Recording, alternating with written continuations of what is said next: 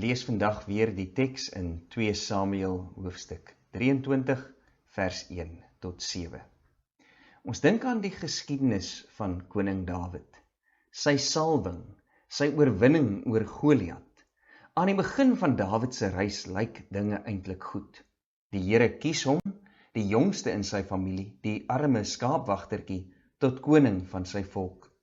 Dan volg die verhaal van Dawid se toeëiening van hierdie roeping. Ons moet iemand wat standvastig is in sy geloof en wat daarna streef om God se wil te soek en te doen, in Dawid herken. Dawid vestig hom deur sy optrede as een van die grootste konings in die geskiedenis van Israel.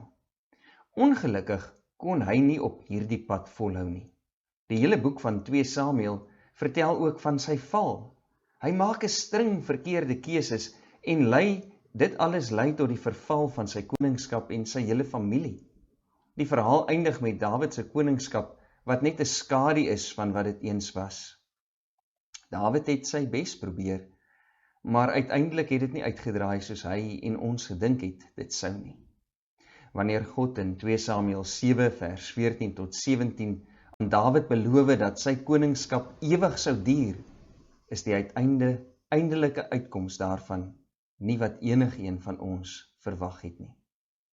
Baie van ons se eie geloofsreis het al in soortgelyke plekke beland. Daar is 'n opgewondenheid en 'n optimisme wanneer die Here ons vir die eerste keer aanraak. Die Here maak ons deel van sy familie en hy gee ons 'n roeping. 'n Tyd lank voel dit of niks verkeerd kan loop nie. Jy is onstuitbaar in jou geloof en geen uitdaging is te groot om te oorkom nie. Jy voel die eerste keer asof jy iets beteken, nie net vir jouself nie, maar vir God en almal om jou. Jy is vuur en vlam vir Christus. Niks kan jou keer nie. Maar dan verander iets. Dis asof hierdie roeping in die werklikheid van die lewe begin wegkwyn.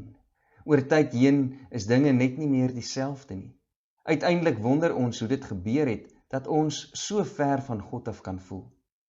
Dink ook aan jou eie pad saam met God, die goeie en die slegte tye. Dink ook wat verander het, hoekom jy soms nie so naby aan die Here leef as wat jy wil of as aan die begin van jou reis saam met God nie. Hierdie gedig in 2 Samuel 23 is meer as net Dawid se laaste woorde. Dit is 'n belofte van die komende Messias, die een wat wel in regverdigheid sal regeer.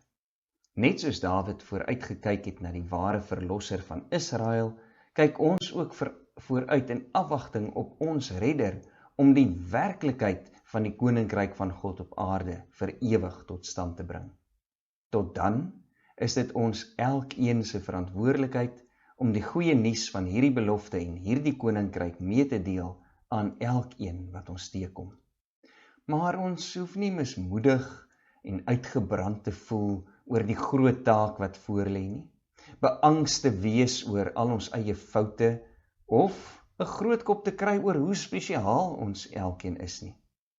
Al wat ons moet en kan doen, is om tot die beste van ons vermoë met ons gebroke spieëls die heerlikheid van God se koninkryk te weerkaats. Ons kan hierdie taak met nederigheid en vrymoedigheid aanpak, in die wete dat ons dit nie alleen doen nie.